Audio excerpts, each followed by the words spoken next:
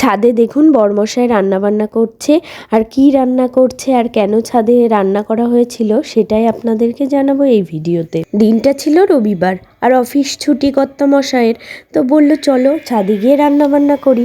আর menu ছিল চিকেনের ঝোল, তাও কি দিয়ে বলুন তো, গোল গোল নতুন ছোট আলু দিয়ে।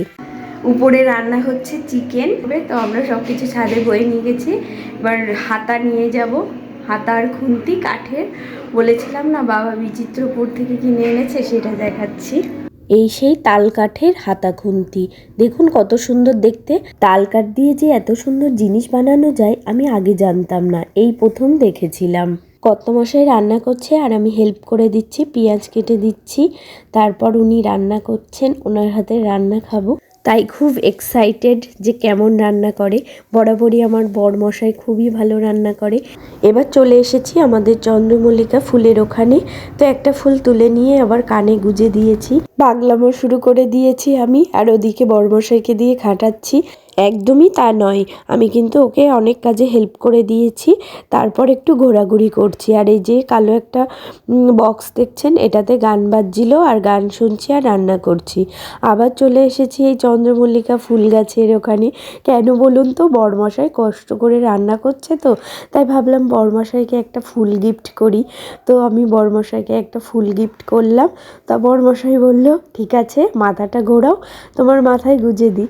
তো আমার মাথায় গুজে দিয়েছিল ফুলটা। তো কেমন লাগছে আপনারা কমেন্টে জানাবেন।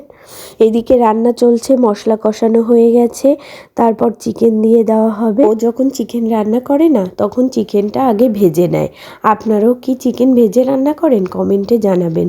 ও বলে যে চিকেন ভেজে রান্না করলে নাকি টেস্ট হয়। এবারও ব্রেক নিতে গেছে একটু নিচের দিকে, তো আমি রান্না করছি এবার অর্ধেকটা, মানে নেড়ে দিচ্ছি আর কি।